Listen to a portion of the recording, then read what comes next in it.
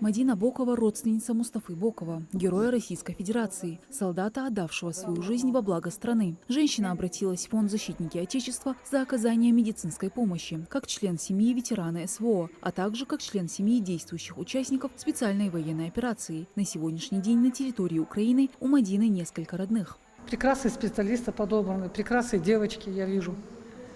Я сама хожу к Гапуру Мурзабекову. Специалист высочайшего класса, работает по методу Бубновского. Мы занимаемся кинезиологией, у меня грыжа позвоночная. Вот он будет снимать эту боль, восстанавливать позвоночник и мою двигательную активность. За оказание медицинской помощи в фонд обращаются немало жителей республики. Для многих участников СВО возвращение к мирной жизни связано с необходимостью длительного лечения и восстановления. Фонд непосредственно обеспечивает доступ к высокотехнологичной медицинской помощи, санитарно-курортному лечению. Основная миссия фонда «Защитники Отечества» заключается в обеспечении максимально полной и эффективной поддержки ветеранов специальной военной операции и участников боевых действий на всех этапах их жизни и после возвращения к мирной деятельности. Это не просто благотворительная организация, а единая государственная система, призванная снять с плеч защитников Родины множество бытовых, социальных, юридических, медицинских проблем. Особое внимание в деятельности фонда «Защитники Отечества» уделяется социальной поддержке. Это психологическая помощь и реабилитация, социальная адаптация и интеграция, образовательные программы и переобучение, а также бытовая и жилищная поддержка.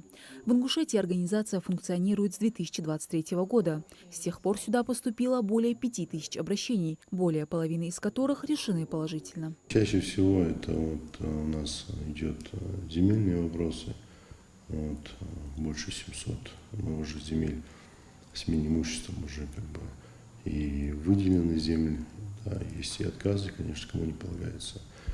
Но кому полагается, всем уже отработанные эти заявки. Каждый такой филиал представляет собой единое окно, где ветераны и их семьи могут получить всю необходимую помощь. Здесь работают социальные координаторы, которые становятся личными навигаторами для подопечных фонда, помогая им ориентироваться в бюрократических процедурах, получать доступ к услугам и решать возникающие вопросы. Помимо головного офиса в Назране, по республике функционирует также 7 филиалов в каждом муниципальном округе. Обратиться в фонды «Защитники Отечества» можно с понедельника по субботу с 9 утра до 6 часов вечера. Также есть возможность оставить дистанционное обращение. У нас, видите, можно и на портале, то есть через госуслугах можно. У нас есть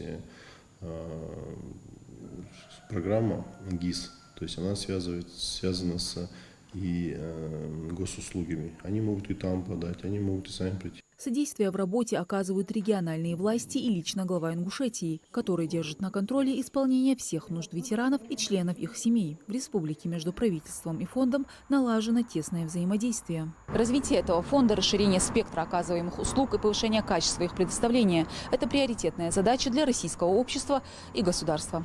Мадина Цоро, Рахим Икажев, Магаз 24.